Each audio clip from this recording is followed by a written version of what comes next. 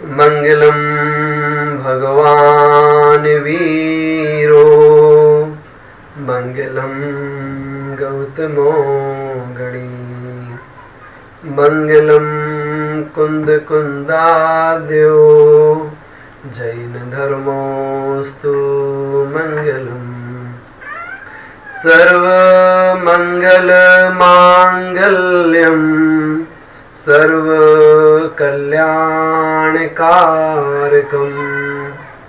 प्रधानम सर्व धर्माणाम जैनम जयतु शासनम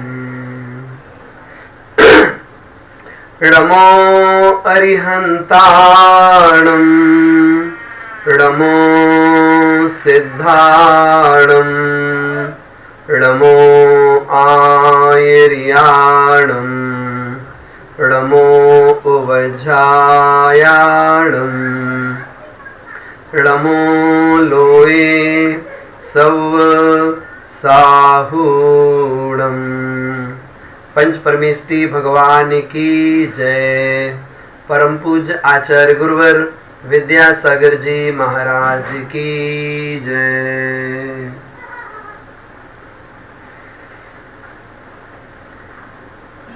जैन कुलाचार की जब बात की जाती है तब कहा जाता है कि जब किसी बालक का जन्म होता है तो उस समय उसे शूद्र कहा जाता है।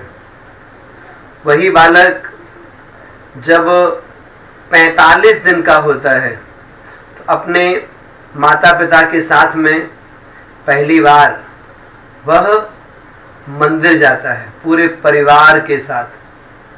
उस दिन से उसे जैन यह संज्ञा मिल जाती है।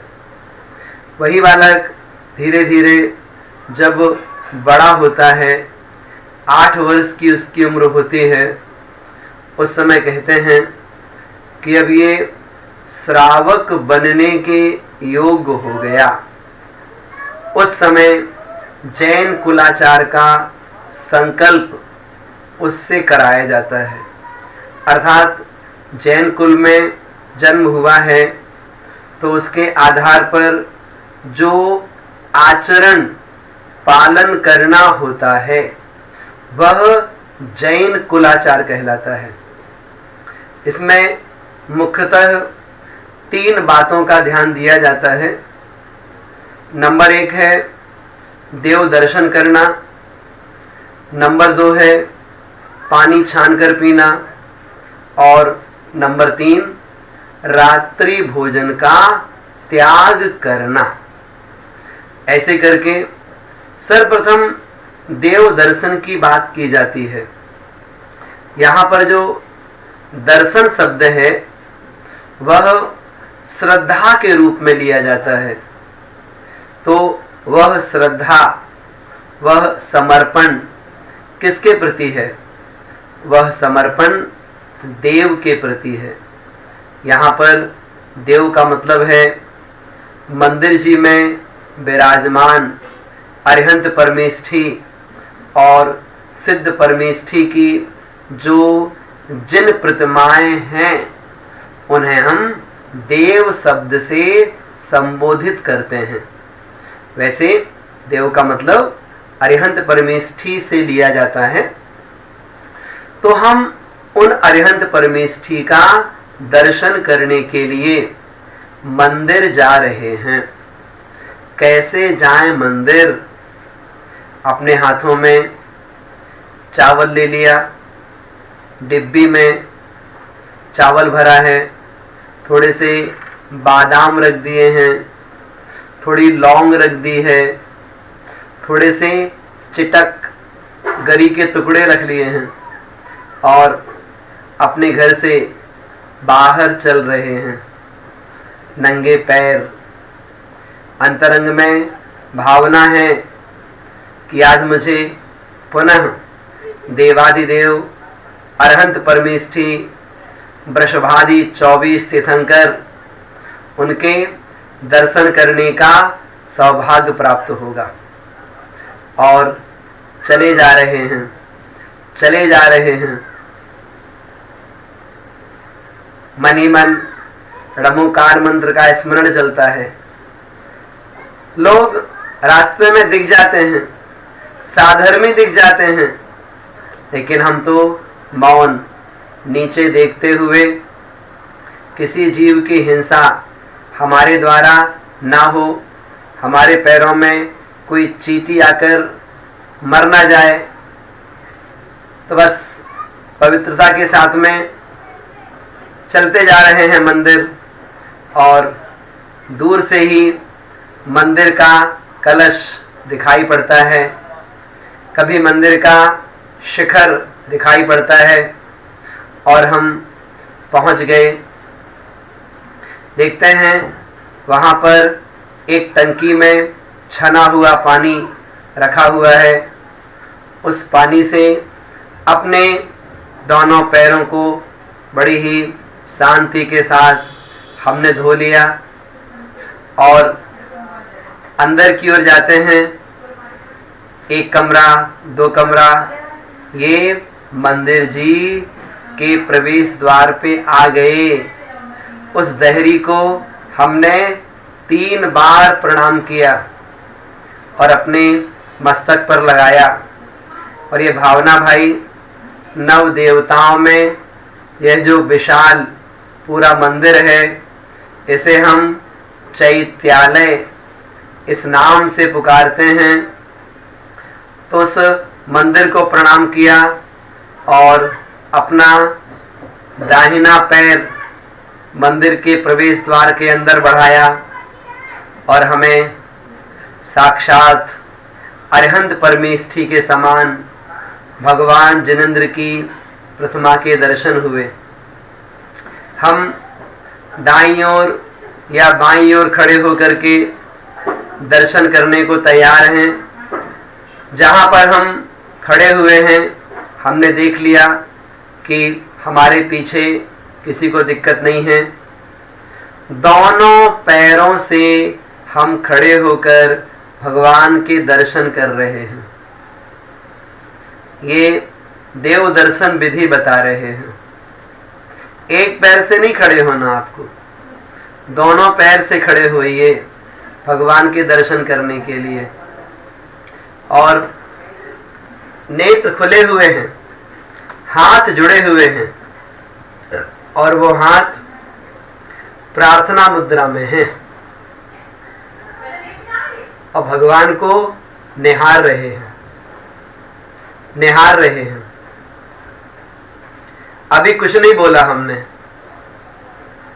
10 सेकेंड, 15 सेकेंड, 20 सेकेंड तक बस भगवान के चेहरे को, उनके नेत्रों को, उनकी आंखों को, उनकी नासिका को, दोनों कंधों को, श्रीवत्स को, नाभि स्थान को, हाथ पे हाथ रखे बैठे हुए हैं, पद्मासन पैर पर पैर रखे बैठे हुए हैं।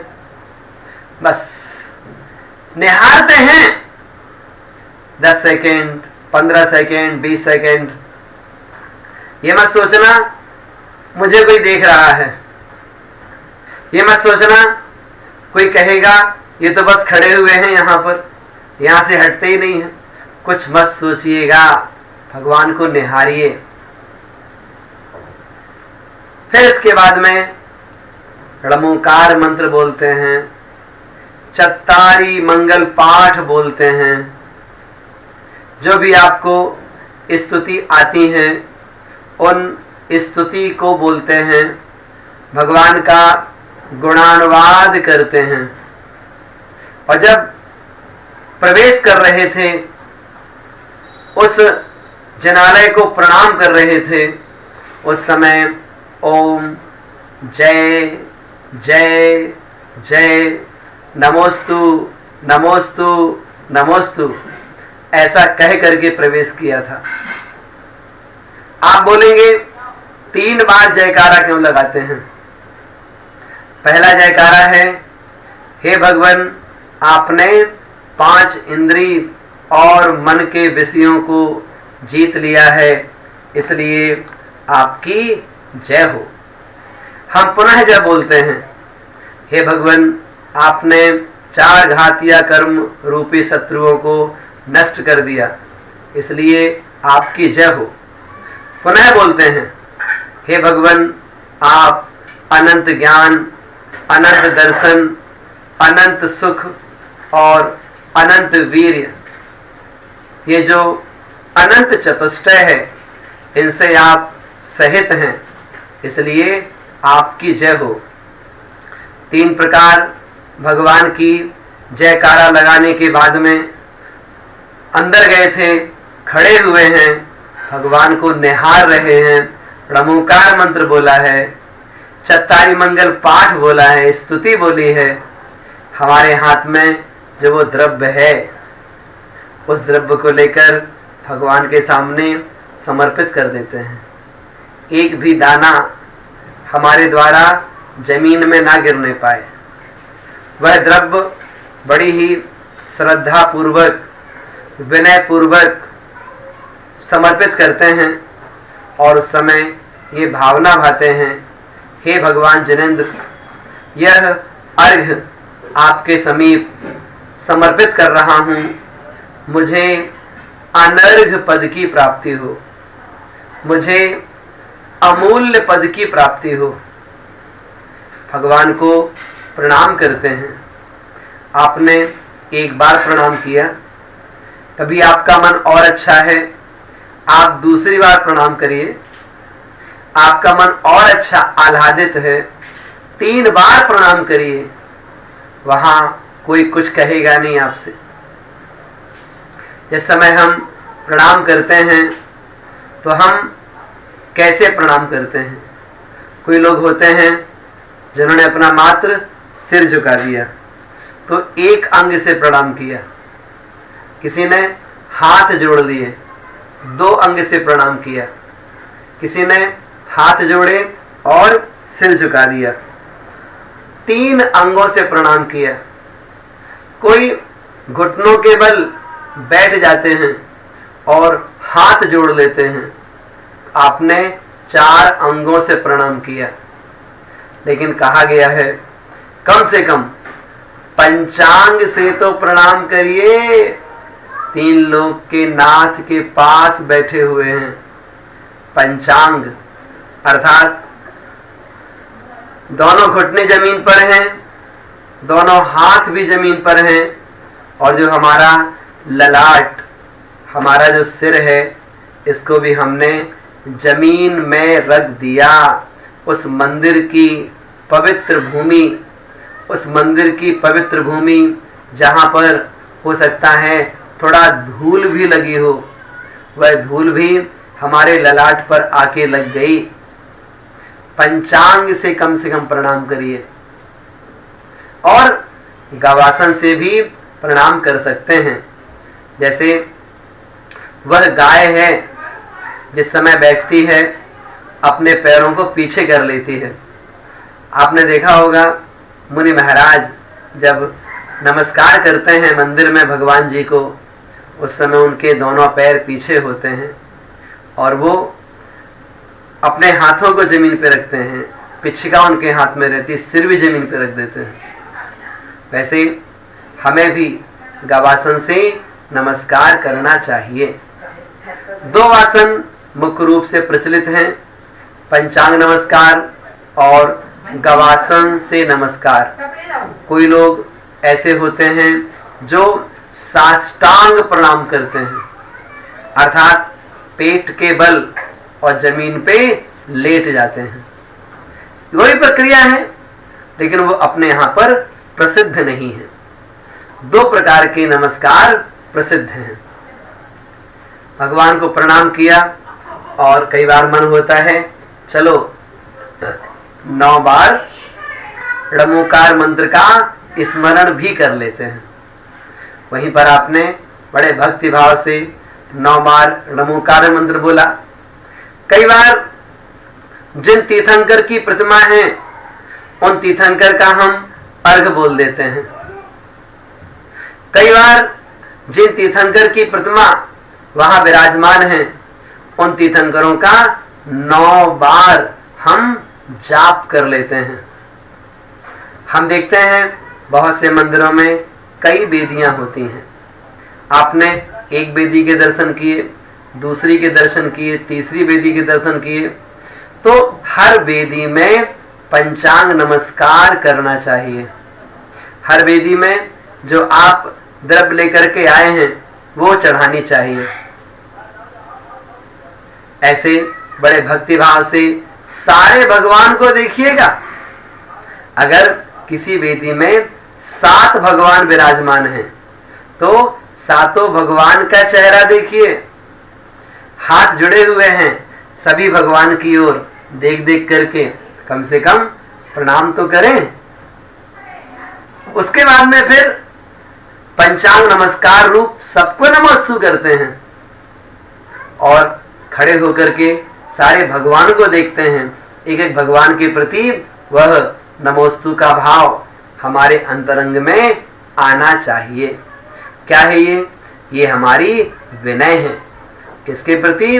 उन सब जिन प्रतिमाओं के प्रति जो कि मंदिर जी में विराजमान हैं। कम से कम सारी प्रतिमाओं को एक बार निहार तो लो, ठीक है ना। ऐसे करके भगवान का दर्शन हमेशा बड़े भक्ति भाव के साथ में हमें करना चाहिए। कई बार होता ना, अपना बेटा है या भाई है शहर से बाहर चला गया, या कभी आप ही हैं, हम ही हैं, शहर से बाहर चले गए और 2 दिन 4 दिन 5 दिन कहो तो 10 दिन के लिए बाहर गए। लौट करके जब घर आते हैं तो अपनी पत्नी से, अपने बच्चों से, अपने भाई से, है ना, कितना मतलब लगाव रहता है। अरे 10 दिन बाहर रहे आपके बिना, लोग कह देते। कई बार अपने बच्चों को हम छाती से लगा लेते हैं कि मैं 10 दिन बाहर रहा तेरे बिना, रोज याद आई तेरी। आप सोचिएगा कि जैसे 10 दिन बाद लौट के घर आते हैं तो घर के सारे लोगों की बड़ी याद आती है ना, उनसे लिपट लिपट जाते हैं। आप सोचो, हम मंदिर जाते हैं, वहां गए होंगे मंदिर बार बार, रोज गए होंगे, लेकिन आज हम उस मंदिर में जा रहे हैं जिस मंदिर में मेरा परिवार मुझे उस दिन ले गया था जब मैं 45 दिन का हुआ था। उस मंदिर में जाने का मुझे सौभाग्य प्राप्त हो रहा है। मन में आह्लाद रहना चाहिए। किसके प्रति? भगवान के दर्शन के प्रति। और जब मंदिर पहुंचते हैं तो भाव कैसे हों? बड़े पुलकित भाव हों। अंतरंग में बहुत आह्लाद रहना चाहिए। अत्यंत प्रसन्नता का अनुभव हमें अपने अंतरंग में करना चाहिए जिस समय हम उन भगवान का दर्शन कर रहे हैं। ऐसे भगवान जिनेंद्र के दर्शन करने से हमें क्या लाभ होता है? कहते हैं पुण्य कर्म का बंध होता है। भगवान का दर्शन करने से पाप कर्मों की निर्जरा होती है। भगवान जिनेंद्र का दर्शन करने से हमें अपने धर्म के प्रति हमारी आस्था और दृढ़ होती है।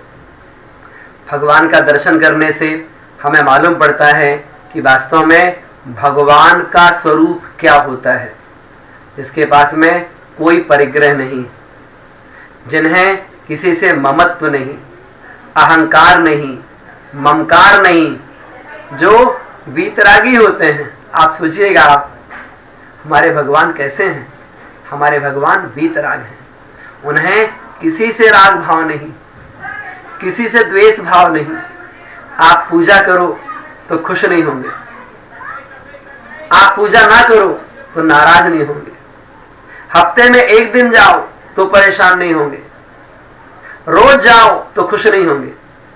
लॉकडाउन हो गया, मंदिर बंद हो गए, लेकिन भगवान को कोई दुख नहीं है।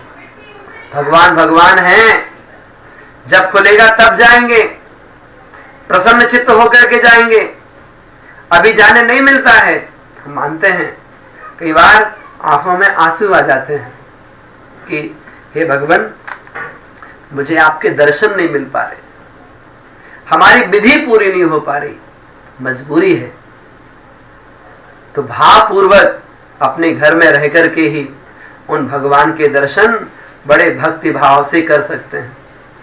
मुनि सुधा सागर जी महाराज स्पष्ट कहते हैं, अभी रोज कह रहे हैं, आप चिंता मत करो, भावपूर्वक अपने घर से भगवान के दर्शन कर रहे हो, वही पुण्य का बंध होगा जो पुण्य का बंध मंदिर जाने में होता है। इसलिए परेशान नहीं हो, भगवान के दर्शन करेंगे। भगवान नाराज हमारे कभी नहीं हो सकते, प्रसन्न भी नहीं होंगे। वो तो बीतराग आत्म स्वरूप में लीन है, अपने आप में लीन है। वे सर्वज्ञ हैं, केवल ज्ञानी हैं, और वे हमेशा आत्म कल्याणकारी हित का उपदेश देने वाले हैं। ऐसे प्रभु का दर्शन करने से हमारे अंदर आह्लाद उत्पन्न होता है, हमारा जीवन और पवित्र होता है। लोग सोचते हैं मंदिर जाएंगे हमें क्या लाभ मिलेगा। अरे जाओ तो मालूम पड़ेगा, रोज रोज जाओ तो मालूम पड़ेगा। हम कहते हैं क्या लाभ मिलेगा, अरे गुड़ खाओगे नहीं तो स्वाद कहां से आएगा। गुड़ खाओगे तो स्वाद आएगा, दूसरा क्या बता पाएगा। सब लोग अपने अपने हिसाब से सोचते हैं। कोई कहता है कि भाई माँ ने कहा है मंदिर जाओ और यहां चंदन लगा मिलना चाहिए तब खाने को देंगे, अन्यथा खाने को नहीं मिलेगा। तो बेटा जाता है मंदिर, क्यों जाता है? माँ ने कहा है मंदिर जाओ तो खाना मिलेगा, मंदिर जाओ तो नाश्ता मिलेगा, अन्यथा नहीं मिलेगा। तो माँ कहती है इसलिए मंदिर जाते हैं। कोई लोग कहते हैं मंदिर जाते हैं बड़ा अच्छा लगता है साहब। कोई लोग कहते हैं मंदिर जाते हैं तो समाज के लोगों से मिलना जुलना हो जाता है, जान पहचान के लोग मिल जाते हैं, नए नए दोस्त यार बन जाते हैं। मंदिर जाते हैं बड़ा अच्छा लगता है।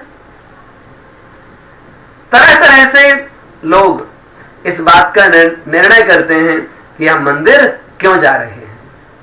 लेकिन इन सब की यदि वास्तविकता को देखा जाए कि मंदिर हम वास्तव में जाते क्यों हैं, तो कहा जाता है वंदे तद्गुण लब्धये, उन गुणों की प्राप्ति के लिए।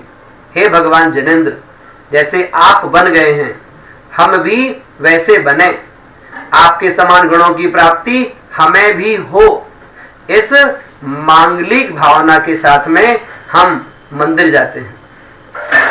आप देखिएगा वह जो मंदिर जाने वाला व्यक्ति है उसके बारे में एक बार बहुत अच्छा शोध किया गया, और वह शोध कैसा था उसके बारे में बता कि वह शोध कैसा था।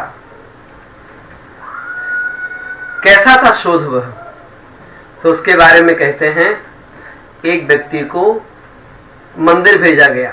हम हो सकते हैं, आप भी हो सकते हैं। उससे कहा गया कि आप भगवान के दर्शन करिए। तो भगवान के दर्शन करने से पहले उस व्यक्ति का ओरा देखा गया। ओरा है ना, उसका ओरा कितना है, तो देखा गया उसका ओरा बहुत कम, थोड़ा है उसका। उससे कहा गया बहुत अच्छे से भावपूर्वक भगवान के दर्शन करो और दर्शन करके आ जाना। उसने दर्शन किए, फिर बाहर आ गया। उसका ओरा फिर देखा, उसका ओरा बढ़ के इतना 1.5 गुना हो गया।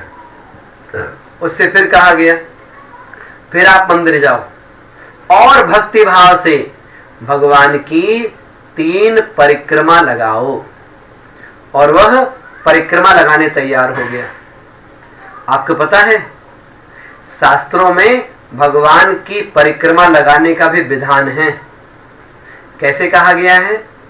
आप दाईं ओर या बाईं ओर जहां भी भगवान के दर्शन करने के लिए खड़े थे, आप खड़े हुए थे, आपने भगवान के बड़े भक्तिभाव से दर्शन किए। अब इसके बाद में प्रदक्षिणा दक्षिण की तरफ प्रारंभ करते हैं, है ना?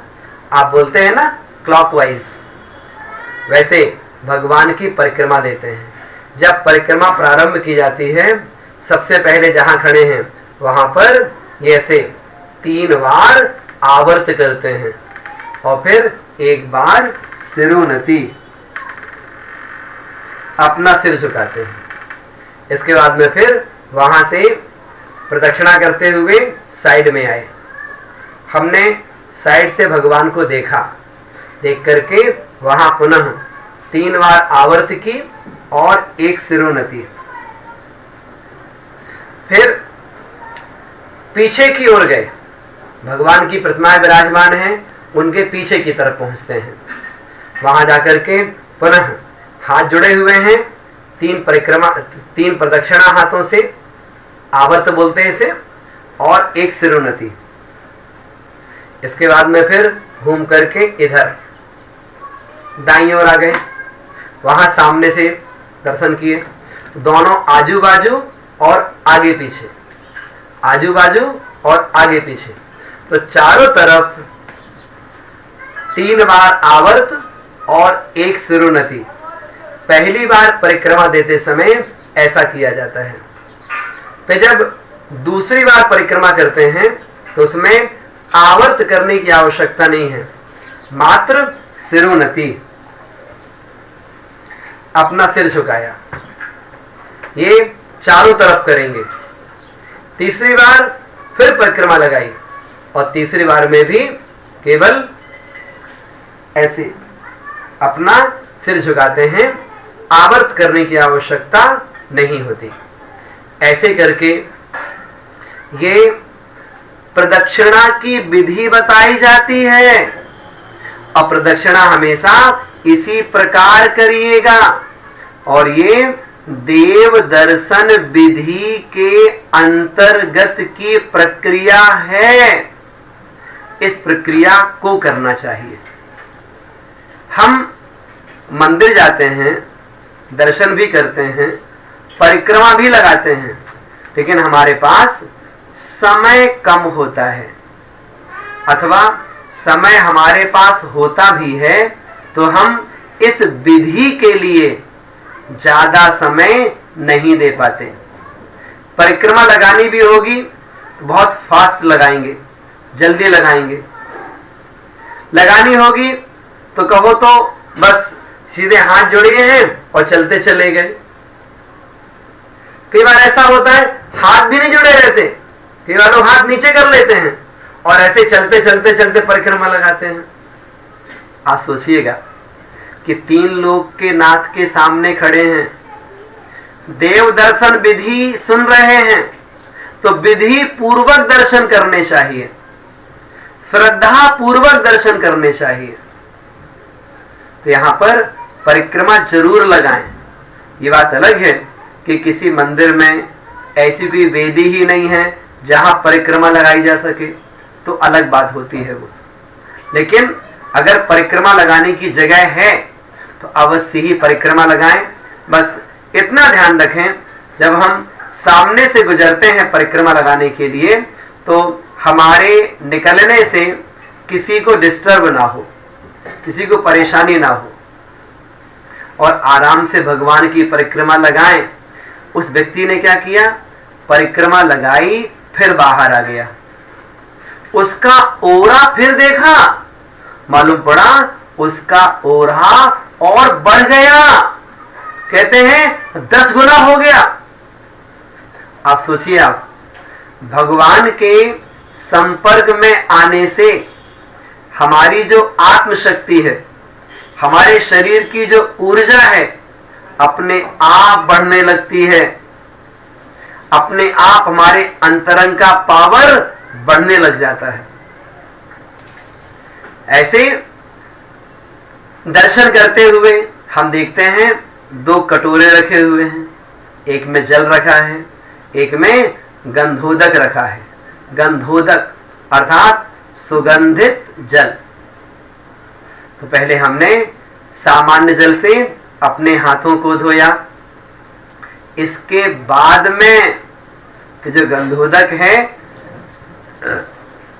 उसको इन 2 उंगलियों से, 5 उंगली होती है ना, तो ये मध्यमा इसको बोलते हैं और इसको अनामिका बोलते हैं। तो इन 2 उंगलियों से वह गंधोदक लगाया जाता है जब वो पात्र में रखा हुआ होता है। दोनों उंगलियां उसमें जल के अंदर अथवा अपने हाथों में चम्मच के द्वारा ले लेते हैं। यहाँ पर हाथ में रख लिया अपन ने, रख करके फिर उसे अपने ललाट पर लगाते हैं, अपने मस्तक पर लगाते हैं, अपने कंठ पे लगा लिया, है ना। ये अपने क्या हैं, ये उत्तमांग कहलाते हैं, श्रेष्ठ अंग कहलाते हैं। तो यहाँ लगा लिया और अपने आप को हम बड़ा धन्य मानते हैं और विचार करते हैं कि भगवान के शरीर की रज, भगवान के शरीर की रज इस गंधोदक में होगी। वो रज भी हमें अपने ललाट पर लगाने का सौभाग्य प्राप्त हुआ है। वह गंधोदक जो कि भगवान के शरीर से स्पर्शित हुआ जल है, वह गंधोदक कैसा है? कहते हैं जिस समय अभिषेक हो रहा था उस समय सबकी भावनाएं पवित्र थी, उन पवित्र भावनाओं का गंधोदक है वो। वह जो गंधोदक है कैसा है? वह जिस समय वो अभिषेक हो रहा था, शांति धारा हो रही थी, उस समय मंत्रों का उच्चारण चल रहा था। वह गंधोदक कैसा है? वह पवित्र प्राशुक कुएं का जल है।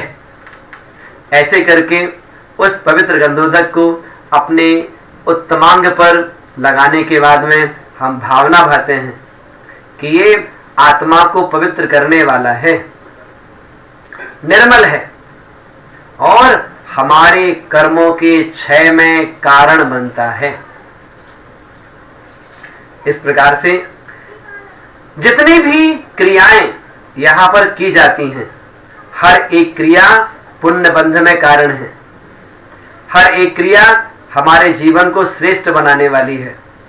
तो जो वह औरा देखने वाला व्यक्ति था, उसने देखा क्रम क्रम से हम भगवान के प्रति जितने समर्पित होते जाते हैं, दर्शन करने में जितने मग्न होते चले जाते हैं, हमारा अंतरंग भी उतना पवित्र होता है, कर्मों की निर्जरा होती है और हमारा जो शारीरिक बल है, आत्मिक शक्ति है, उसकी भी वृद्धि हुआ करती है। ध्यान रखिएगा, छोटे बच्चे होते हैं, कई बार मंदिर जाने का मन नहीं करते, लेकिन धीरे धीरे उनके अंदर में ऐसा दृढ़ संस्कार बन जाता है कि वो मंदिर जाए बिना रहते भी नहीं है। दोनों चीजें आपके समझ में आ जाएंगी। होता क्या है, जब छोटे बच्चे होते हैं और उनसे कहा गया क्यों स्कूल जाना है, नहीं जाना, बैग टंग गया, ड्रेस पहना दी, टिफिन रख दिया, जाओ स्कूल, कहेगा नहीं जाएंगे। माँ कहती है ये टॉफी लो मेरे से और जाओ स्कूल। क्या कह दिया? टॉफी लो। तो उस टॉफी के लालच में वो बच्चा स्कूल चला जाता है और माँ क्या बोलती है, स्कूल जाओगे ना तुम्हारी मैम, तुम्हारी मैडम तुम्हें टॉफी देगी, जाओ स्कूल।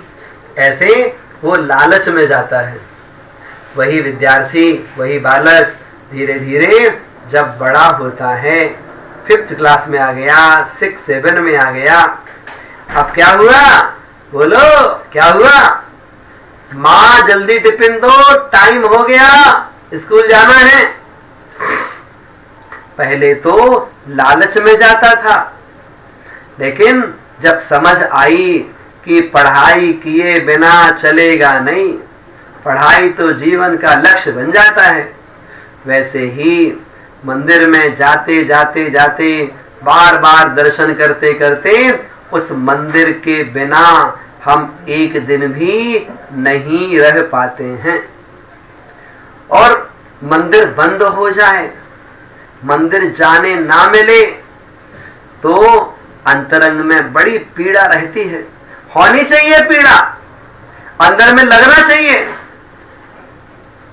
पीड़ा का निषेध नहीं कर रहे, जरूर होनी चाहिए। लेकिन अभी की जो स्थिति है, थोड़ा विवेक के साथ जीवन जीना चाहिए। कहते हैं मेरी तो तोसो बनी ताते करो पुकार, हे भगवान हमारी तो आपसे ही बनी है। तुम बिन में व्याकुल भयो जैसे जल बिन मीन। बिल्कुल मानते हैं कि हम व्याकुल हैं आपके बिना, आपके दर्शन के बिना, गुरु के दर्शन के बिना व्याकुल हैं, मंदिर के दर्शन के बिना हम व्याकुल हैं। लेकिन विवेक के साथ अभी अपना जीवन व्यतीत करना है। अभी हमारे अंदर में किसी भी प्रकार से ऐसी बात ना आए जिससे कि हमें कोई परेशानी उठानी पड़े। इसलिए कहा गया है कि भगवान जिनंत का दर्शन निधत्ति निकाचित जैसे कर्मों का क्षय करने वाला होता है। इसलिए भगवान का दर्शन अवश्य अवश्य ही करना चाहिए। क्या कहते हैं, अन्य क्षेत्रे कृतम पापम धर्म क्षेत्रे विनश्यति, और धर्म क्षेत्रे कृतम पापम वज्रलेपो भविष्यति। अन्य क्षेत्र में किया गया पाप धर्म क्षेत्र में आकर के नष्ट हो जाता है, लेकिन यदि धर्म क्षेत्र में कोई पाप करे तो वो हमारे लिए भविष्य के लिए वज्र के समान बन जाता है, अर्थात उन पाप कर्मों का फल हमें भोगना ही पड़ता है। इसलिए मंदिर जाएं, जरूर जाएं, लेकिन मंदिर के अंदर रह करके हमारी जितनी भी धार्मिक क्रियाएं होती हैं, हमारी हर एक धार्मिक क्रिया बहुत ही विवेक पूर्ण होनी चाहिए। वो जो हमारी धार्मिक क्रियाएं हैं, वो धार्मिक क्रियाएं हमारे जीवन को पवित्र बनाने वाली होनी चाहिए। कई बार होता है हम घर परिवार में रह करके अपना जीवन व्यतीत करते हैं और हमारे अंतरंग में कई लोगों से राग भाव हो जाता है। वो राग भाव पत्नी से हो सकता है, पति से हो सकता है, बच्चों से हो सकता है, और भी किसी पड़ोसी से हो सकता है, समाज के किसी व्यक्ति से हो सकता है। इससे विपरीत भी होता है। कई बार किसी से द्वेष भाव हो जाता है, पत्नी से द्वेष हो जाता है, भाई से द्वेष हो जाता है, किसी को माता पिता से द्वेष हो जाता है, बच्चों से द्वेष हो जाता है। जो व्यापार आप करते हैं, आपके बगल में भी वैसा व्यापार करने वाला है, अपने पड़ोसी व्यापारी से, ग्राहक से द्वेष भाव हो जाता है। तो बताइए उस द्वेष के साथ में या राग के साथ में हम कैसे जीवन जी पाएंगे? हमारा मन किसी काम में नहीं लगता। ऐसे में मालूम क्या कहा गया है? बहुत अच्छी बात बताई गई। आप भगवान के सामने खड़े हैं, माना कि आपके अंदर में 3 लोगों के प्रति द्वेष भाव है। 3 लोग ऐसे हैं जिनसे आप द्वेष करते हैं। क्या करें बताइए? आप मंदिर में जाते हैं, भगवान के दर्शन करते हैं। आज आप जाएं और भगवान के दर्शन करते हुए उस व्यक्ति को निहारिए, उस व्यक्ति को देखिए अपनी आंखों में। भगवान को के दर्शन करने के बाद अब मन घर लौटना है, उस समय की बात है। ये नहीं कि जाते समय आप शुरू हो गए। जिस व्यक्ति के प्रति आपके अंदर द्वेष भाव है, उदाहरण के लिए आपका अपना सगा भाई है, उस सगे भाई ने किसी कारण से आपके साथ गलत व्यवहार किया और आपके अंदर द्वेष आ गया भाई के प्रति। क्या किया जाए? कुछ मत करो, भगवान के सामने खड़े हो जाओ, भगवान को निहारना प्रारंभ करो, भगवान को देखते रहिए, देखते रहिए, देखते रहिए। और धीरे से अब भाई का स्मरण करिए। मुझे अपने भाई के प्रति द्वेष है। अब आप सोचो, भाई से द्वेष है तो आप भाई का क्या कर सकते हो? आप अपने भाई का क्या बिगाड़ सकते हो? बताओ आप। थप्पड़ मारोगे? उठा के पटक दोगे? घर से बाहर निकाल दोगे? जान से मार दोगे? अपने भाई का क्या कर सकते हो? बताओ आप। मालूम पड़ेगा ना हम थप्पड़ मार सकते हैं, ना घर से बाहर निकाल सकते हैं, ना उठा के पटक सकते हैं, ना जान से मार सकते हैं। जिसके प्रति हम द्वेष भाव रख रहे हैं उसका हम कुछ नहीं कर सकते हम। अरे भाई, जब आप उसका कुछ नहीं कर सकते हो तो द्वेष भाव छोड़ दो ना, छोड़ दो, दिमाग से निकाल दो। जिसके प्रति द्वेष है उसका क्या बुरा किया जा सकता है? उसका क्या अहित किया जा सकता है? उसका क्या अहित किया जा सकता है ना? कुछ अहित नहीं कर सकते उसका। जब हम किसी का अहित नहीं कर सकते हैं तो बताइए क्या करें? माफ कर दो ना, क्षमा कर दो उसे, क्षमा कर दीजिए। क्षमा कैसे करें? उसने क्षमा कैसे करें? उसने मेरा इतना बुरा किया है, तो आप करो ना बुरा उसका।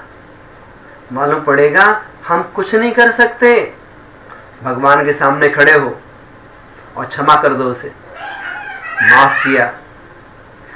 आपके भाई में एक तो अच्छाई होगी, एक ही कोख से जन्मे हैं, कुछ तो गुण होगा उसमें, कुछ अच्छाई है कि नहीं? अच्छाई तो बहुत है। बस उस अच्छाई का चिंतन करो। उसने मेरा बुरा किया है, वो बुरा नहीं कर सकता। मेरे अपने पाप कर्म हैं जिसके कारण से मेरा बुरा हुआ है। मेरा भाई मेरा बुरा नहीं कर सकता। मेरा कर्म ही मेरा दुश्मन है। घर का कोई सदस्य मेरा दुश्मन नहीं बन सकता। अभी एक दिन में आप माफ नहीं कर पाओगे, एक दिन में वे द्वेष भाव नहीं निकल पाएगा। भगवान को प्रणाम करिए, कहिएगा कल फिर आएंगे। दूसरे दिन फिर आपने सारा काम किया, जाते समय फिर भगवान से आंखों में आंखें मिलाइए, फिर भावना भाइये, मैं अपने भाई को क्षमा करना चाहता हूं। मेरे अंदर वो शक्ति आए कि मैं छोटा हूं और बड़े भाई को क्षमा करूंगा, या मैं बड़ा हूं छोटे भाई को क्षमा करूंगा। थोड़ा सा लिबरल कोमलता अपने अंदर में आएगी, थोड़ा अहंकार गलेगा अपना। फिर एक अच्छाई का चिंतन करिए, मेरे भाई में अच्छाई है। फिर भगवान से कहिए मैं अपने भाई को क्षमा करता हूं। तीसरे दिन फिर ऐसा करिए, गारंटी से कह रहे हैं 3 दिन के अंदर बार बार विचार करेंगे, आपके अंतरंग से द्वेष भाव निकल जाएगा। वो द्वेष भाव अपने भाई से हो, अपनी पत्नी से हो, अपने बेटे से हो। यही आत्मीय जो रिश्ते होते हैं ना, यहीं पर राग बढ़ता है, यहीं पर द्वेष बढ़ जाता है। द्वेष भाव किसी से नहीं रखना। हम आपसे कह रहे हैं ना कि जिससे आप द्वेष रख रहे हो उसका आप क्या अहित कर सकते हो? मालूम पड़ेगा मैं उसका अहित नहीं कर सकता। जब अहित नहीं कर सकते तो क्षमा कर दो भाई, उसे क्षमा कर दो उसे भाई। वो भाव यदि हमारे अंदर में आ जाए तो समझिएगा भगवान के दर्शन करना सार्थक हो गया। और मुनिराजों ने जो बात कही है, क्या कही है? मंदिर जाने से पहले शत्रु के घर में जाओ, शत्रु से क्षमा मांगो, उसके बाद मंदिर जाओ। तो मंदिर जाना सार्थक है। और यदि अंदर में द्वेष भाव बैठा रहा, अंदर में वो कषाय की तीव्रता बैठी रही और बाहर से हम मंदिर चले भी गए, समझिएगा गए, थोड़ा पुण्यार्जन भी कर लिया, लेकिन आत्म कल्याण का मार्ग नहीं खुल पाया। आत्म विशुद्धि का मार्ग नहीं खुल पाया। आप सोचिएगा, हम बहुत अच्छे काम करते हैं, मंदिर भी जाएंगे, भगवान की पूजा भी करेंगे और भी अच्छे काम करेंगे, लेकिन अपने अंतरंग को पवित्र बनाने का पुरुषार्थ नहीं कर सकते। इसलिए आचार्यों ने कहा, मंदिर जाओ, भगवान के दर्शन करो और धीरे धीरे अपने अंतरंग को पवित्र बनाने का पुरुषार्थ करो। यही वास्तव में सार्थकता कहलाती है। जैन धर्म केवल क्रिया रूप में नहीं है। क्रिया हमने कर ली, अपना काम कर लिया, हमने पढ़ लिया, हमने पूजन पढ़ ली, हमने अभिषेक कर लिया, हमने दर्शन कर लिए। क्रिया मात्र जैन धर्म नहीं है। क्रिया के साथ साथ में अपने अंतरंग की शुद्धि भी बननी चाहिए। अन्यथा क्या होता है कि आपसे कहा गया एक बड़े बर्तन में पानी गर्म करो और आपने गैस पे पानी रख दिया, भगोने में गैस चालू कर दी, पानी गर्म हो गया और होते होते पानी बहुत तेज गर्म हो गया। अब बताओ क्या होगा? बहुत तेज पानी गर्म हो गया तो ठंडा करना पड़ेगा। उन्होंने कहा बहुत तेज पानी आपने गर्म कर दिया, ठंडा करो। तो हमने क्या किया?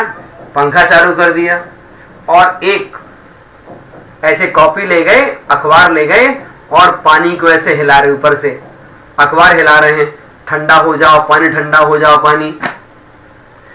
तो आप हाथ हिला रहे हैं, कपड़ा हिला रहे हैं, न्यूज़पेपर हिला रहे हैं, पंखा चल रहा है, पानी ठंडा हो रहा कि नहीं हो रहा? पानी ठंडा नहीं हो रहा। अरे पंखा चालू कर दिया, न्यूज़पेपर चला रहे हैं, हिला रहे हैं, फिर भी ठंडा नहीं हो रहा। क्यों? अरे बाबू गैस तो बंद करो नीचे से। सोचो आप, हम गैस बंद नहीं करी, गैस बंद नहीं करी। आप बताइए, केवल पंखा चलाने से या फिर न्यूज़पेपर हिलाने से पानी ठंडा हो जाएगा? नहीं हो पाएगा। वैसे हम बाहर बहुत पुरुषार्थ करते हैं, अच्छे अच्छे काम करते हैं, लेकिन अंतरंग में कसाय भावों को कम नहीं कर पाते। ध्यान रखिएगा, जब तक उन कसाय भावों को हम कम नहीं कर पाएंगे तब तक हमें सफलता प्राप्त होने वाली नहीं है। तो सफलता प्राप्त कब होगी? देव दर्शन करना हमारा सफल कब होगा? जब हम विधि पूर्वक भगवान के दर्शन करें और साथ साथ में अपने अंतरंग जीवन को थोड़ा सा परिवर्तित करने का पुरुषार्थ भी करें। दोनों चीज करनी पड़ेंगी, तब जाकर के भगवान के दर्शन करना हमारे लिए सार्थक और फलदायी हो सकता है। क्या करना चाहिए? विचार करिएगा। जब हम दर्शन करके लौटते हैं तो 9 बार णमोकार मंत्र भी बोलना चाहिए और हमेशा स्वाक्षोस्वास के साथ बोलना चाहिए, एकदम शांत भावों के साथ बोलना चाहिए और सब कुछ भूल करके बोलना चाहिए और इस भावना से बोलना चाहिए, हे भगवान, जैसे आप बन गए हैं वीतरागी सर्वज्ञ हितोपदेशी, आपके समान हम भी भगवत्ता को प्राप्त करें। क्योंकि जो भगवान शब्द है अपने आप में कहता है भग बोलते हैं ज्ञान के लिए। जैसे बोलते हैं ना धनवान, जो धन वाला होता है वो धनवान कहता है, जो बल वाला होता है वो बलवान कहलाता है। उसी प्रकार से जिसके पास में संपूर्ण ज्ञान होता है, अर्थात जिसके पास केवल ज्ञान होता है, वो जैनियों का भगवान कहलाता है। आपने कहा ना भगवान, अर्थात केवल ज्ञान से सहित जो आत्मा है वो भगवान कहलाती हमारे यहाँ पर। जब आते हैं मंदिर से उन भगवान के दर्शन करते हुए अंतरंग में भावना भाएं, हे प्रभु हम भी आपके समान बने। और भावना भाएं, हे भगवान आज हम किसी पर गुस्सा ना करें, ऐसी मुझे शक्ति प्रदान हो। हम किसी प्रकार से अहंकार ना करें, हमारे अंदर अभिमान ना आ पाए। हम भावना भाएं, हे प्रभु छल कपट से हम दूर रहें। हे भगवान हमारे अंदर लोभ कसाय ना उमड़े, क्षमा भाव हो, मार्दव भाव हो, सरलता हो, पवित्रता हमारे जीवन में आए। इसलिए हम आपके दर्शन करने आए हैं। सब कुछ कर लिया और अंतरंग में वो सरलता नहीं आई। आप सोचिएगा कि सारे दिन मंदिर में बैठे रहें, भगवान की पूजन पाठ करते रहें और अंतरंग में परिवर्तन नहीं आ पाया, तो जीवन का कल्याण नहीं हो सकता। आप सोचिएगा, रामचंद्र जी, सीता जी, लक्ष्मण जी वर्षों वर्षों तक एक साथ रहे, लेकिन जब इनकी आयु पूरी हुई तो मरकर तीनों अलग अलग गतियों में गए। लक्ष्मण जी आयु पूरी करके अधोगति में गए, रामचंद्र जी आयु पूरी करके मोक्ष गए और सीता जी ने स्वर्ग की प्राप्ति की। तो एक साथ रहने के बाद भी भाव कैसे अलग अलग। हम सब भगवान के दर्शन करते हैं, सबके भाव अलग अलग होते हैं, लेकिन इन सबके बीच जिनके भावों की पवित्रता हो जाए, जो अंतरंग में सरल हो जाएं, मृदु हो जाएं, क्षमा भाव वाले हो जाएं, पवित्रता वाले हो जाएं, उनका ही वास्तव में भगवान के दर्शन करना सार्थक माना जाता है। उस सार्थकता में मेरा नाम कब आएगा, मैं कब उन भगवान के दर्शन कर पाऊंगा। हम लोग दर्शन करते समय स्तुति पढ़ते हैं, कई बार पूजन की जयमाला पढ़ लेते हैं, कई बार भक्तामर स्तोत्र का पाठ करते हुए दर्शन कर लेते हैं। करना चाहिए, बहुत अच्छी बात है, लेकिन कभी कभी भगवान का दर्शन करते समय उनका गुणानुवाद करना चाहिए। किनका? भगवान का। आप बोलेंगे उनका ही तो करते हैं, उनका चिंतन करना चाहिए। बोले उनका ही तो करते हैं, उनका करते हैं, लेकिन लय किसकी है, छंद किसका बनाया हुआ है? किसी दूसरे का। कभी आप बिना छंद बोले, बिना दूसरों के द्वारा लिखी गई स्तुति बोले आप भगवान के दर्शन करें। दर्शन कैसे करें आप देखिएगा। भगवान पार्श्वनाथ स्वामी जी हैं और उनके सामने आप बैठे हुए हैं या खड़े हुए हैं, तो भगवान पार्श्वनाथ स्वामी आप कैसे हैं? आपकी 100 वर्ष की उम्र थी। हे भगवान, जब आप गर्भ में आए थे उस समय 8 कुमारियों ने आकर आपकी सेवा की थी। जब आपका जन्म हुआ था, सौधर्म इंद्र सुमेरु पर्वत पर ले गया और आपका जन्माभिषेक कराया था। धीरे धीरे आपकी उम्र बढ़ी।